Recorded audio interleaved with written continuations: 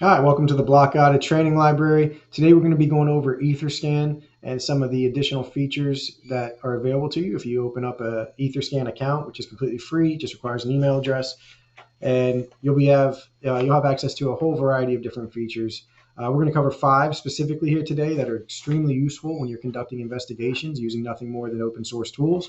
So the features we're going to cover today is putting an address on the wallet watch list. So if you have an identified bad guy address and you want to know if that money moves, you can get an email. So we'll cover how to do that. Putting on personal tags on an address. So once you've identified the bad guy address, rather than referring to it or seeing it in your portal as 0x53897Q2, you can put on there bad guy. So every time that address pops up while you're logged in, you will know that you're dealing with the same bad guy address. How to find out what other blockchains that your bad guy address may be operating on or transacting on. It's a good way to identify if there's other assets that you are unaware about, or if they are moving money through bridges and what blockchain they may be moving them to. So it's a good lead generator there as well. How to do advanced filtering techniques. So if you have information for the transaction you're looking for, but you don't have the transaction hash, maybe you have the date, you have about the amount, or maybe there's just a whole lot of transactions in that wallet. There's some great advanced features or advanced filtering tools that you can use in Etherscan to identify the specific transaction you're looking for. And then finally, the CSV download. And that's really just how you're going to take all that data from Etherscan and move it over into Excel so that you can use our template in the investigative template for tracing in Excel on a spreadsheet, which we have another video on how to set that up, and it makes it easily articulable to a prosecutor or whoever you have to show the flow of funds. It'll illustrate that. All right, so to get started, we're going to go to the Investigators Hub, Trace Crypto. We have all of our block explorers there. Many of these are operated by the same company. So we're using Etherscan, but there's also TronScan and any network. Put scan on the end of it, and you're going to get to the same company. They're set up very similar, so you can kind of use this if you're on a different blockchain. You can use this as kind of a go by. They should have similar features. All right, so when we get to the main page, obviously on Etherscan, we just have an overview of the network. They give you some basic information on the Ether price currently, how many transactions are occurring, and general statistics. So we're not too interested in that right now. So what we want to do is go up here to the top right to the sign in. So if you click on that, if you don't have an account, you'll have the option to sign up. So I encourage you to go ahead and do that now so you can kind of follow along and see what we can get access to. So once you've signed in, this is just your account overview page. Kind of speaks for itself. Down here, your usage. So on the free account, you have certain limits, none of which should matter to you in a typical investigation. So your email notifications, obviously if you're putting on a wallet monitor or watching a wallet and you want to get notified every time a transaction occurs. If you put on like the Tether smart contract, you're going to burn through your 100 emails in about 30 seconds. But if you're obviously monitoring a bad guy address and he's holding that money in there for weeks, you just want that alert whenever that money moves. All right, so you're limited to 50 addresses to watch, more than enough for any particular case you may be working. And then your address tags, you have 5,000 limit on tags. So, I mean, you can just put every case you're working, you can continue to put custom names on there. And then you never know, you may end up bumping into those same wallet addresses again and not even realize it. But because you had it tagged, you'll realize that, hey, this case has the same bad guy, or they're using the same wallet network as this guy from a previous case. So it's a great way to make connections that you wouldn't have otherwise had. All right, so to get started, let's go ahead and look at the watch list. So we're going to use the same information we used on a previous training video, the tracing on Etherscan video. So let's grab this hash just to get us into that transaction that we're going to be dealing with.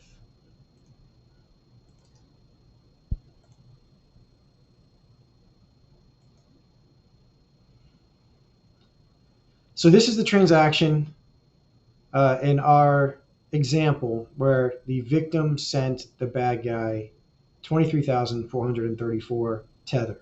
So you see right here, it goes from this wallet address to, look at that, bad guy one. If we hover over it, we can see the actual address, but that's because I have that wallet tagged as bad guy one. So now anytime that I run into that while I'm tracing, I'll know that that's the same wallet. So it makes it a lot easier for me to follow it. So what I'd like to do is show you that process is we're going to relabel this address as victim one. So let's click into that wallet. So now we're in that wallet. And so what we're going to want to do is scroll back up here to where we have our account. Well, actually, I'm sorry. First, we want to copy this wallet address. Now we're going to scroll back up here to our account, private name tags. We're going to add it. Just paste it in there. So we're going to put for our private name tag, victim deposit one. And I like to label them by different deposits because depending on if the victim has multiple accounts, maybe they have a Kraken account, a Coinbase account, and there's a lot of different, same victim. So we'll say victim one, deposit one. So that way, if we have multiple victims or if we have the same victim doing multiple deposits from different addresses, we can kind of keep track. And then we can put a private note here. Victims Coinbase wallet. All right, so that's going to show up now when we do our searches. So now let's go back like we were just starting this over again. We're going to grab that transaction hash again. And let's redo that search and see what we get. All right, so now in your transaction list here, you can see bad guy one received 2343 and victim one, deposit one sent 2343. If we scroll over it, we see the actual address. If we click into it, it takes us right back to that wallet page. All right, so that's how you add those tags. All right, so now I want to go back to the bad guy address to show you the next feature, just in case our bad guy is using other blockchains of which we're unaware. This might clue us into that. So let's go to our bad guy address. Let's copy and put it in there. All right, so now you see when we get to our bad guy address, we have everything listed. We go to ERC20 tokens. These are all the sending. These are all the receiving. And one thing that's kind of interesting here is if we scroll through this, let's say we were looking for our transaction. So you see right here, look at this. This is something we weren't even previously aware of. So this is victim one, deposit one. So this isn't the same transaction though. So now I know that's the same address that came from our victim one, deposit one. And then I can look down here. There's another one. Look down here. There's another one going. And so now as I scroll through this bad guy wallet address, I can see if my victim wallet, there's the one we actually tagged. So I can see if my victim wallet had done other deposits that I was unaware of. And even going back, there's more of them down here. So that becomes a very useful tool when you're trying to just scroll through the bad guy's wallet and see what you have tagged. All right, but continuing on, so now we want to see if the bad guy is using this wallet address on other chains. All right, so from this wallet page, if you look, we'll just do a quick overview of what's up here. So we see this is the ETH balance in that wallet. We see here the ETH value of all tokens. Here's the token holdings. You can click on this to see what else this person has in their wallet. All right, here's our tag that's on it. This is the last transaction they sent, first transaction they sent. So it gives you a time frame of how long the bad guy's been operating using that wallet. And then here's what we're looking for. So we want to see if this is on other chains. So if you go over here, 6 addresses found, and then we can see where there's been transactions. So let's go check out Polygon. Now we'll have any transactions you can see here that showed up on this chain. So it's a very useful tool to go try and find out where else they might be holding assets. All right, so now we know, again, this is our bag address. So what do we want to do? Well, we want to know if they're still using it, right? So the next thing we're going to cover is how to monitor the wallet. It's super simple. So we just go right up here, add address to watch list. That's going to take us to our watch list. And now what do we want? Well, for one, I want to remember this is bad guy first deposit address from case 5678, right? So once I've got that there now, how do I want to be notified? I want to be notified anytime that thing moves. So anytime there's an incoming or an outgoing transaction, I want to be notified. I want to track the ERC20 token transfers. So that's going to be like your USDT. All right, continue. All right, so now we're set up, and I'm going to have, anytime that transacts, I'm going to get an email notification. That's simple. All right, so now we're going to go back to that address and cover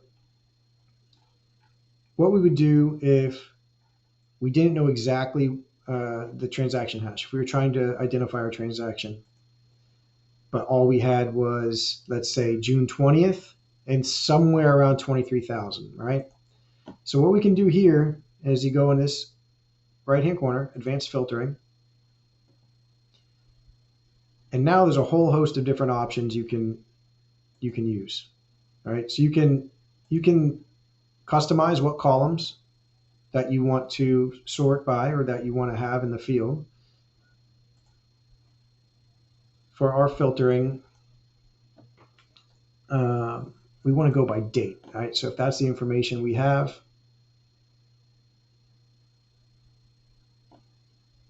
we just go here to the little filter. So we know ours was June 20th.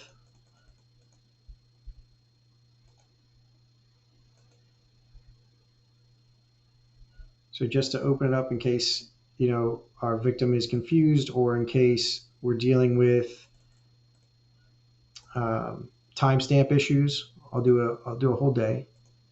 So first we're going to apply that. Then I also want to filter by the amount. So we know that our victim sent, let's say we didn't know exactly, but let's say the victim said it was somewhere around 23,000, right? So I might want to just open that up.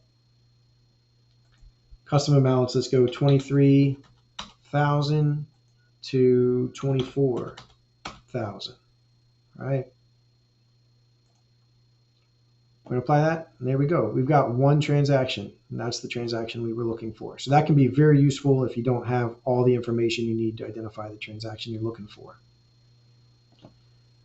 All right, and the last thing we wanted to cover is doing a CSV download. So let's go back to just our general wallet page.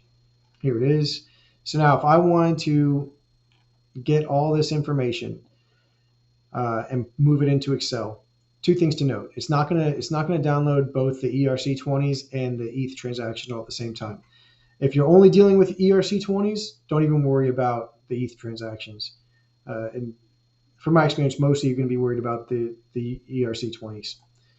So if we go click into our ERC20 transactions, down here at the bottom right hand side, just click that CSV export.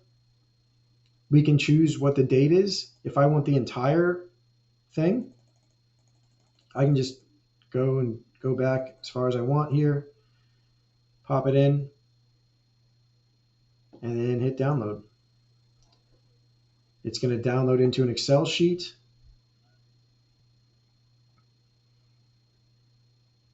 All right, and there you go. Once you have that, now you have all of this data. We cover this in greater detail on setting up our spreadsheet, but just as a note, one of the first things you want to do is you want to file save as, change it from a CSV file to an actual Excel file. Otherwise, any of the special functions you put into it or any of your formatting that you use while you're doing an investigation, it won't save. I learned that one the hard way. So change it into an Excel file, save it. And if you want to learn how to use this data to trace, then look for our video in the training library. So there you go. That's 5 really useful features, completely free, that you can use on Etherscan that will really help you with your investigations. So continue to check back with our training library. We're continuing to upload new training videos on a regular basis, and so we hope we can be an asset for you and a resource. If there's anything you want to learn about, sign in, go onto the forums, leave us a message there, and we'll put a training video together for you. All right, thanks a lot.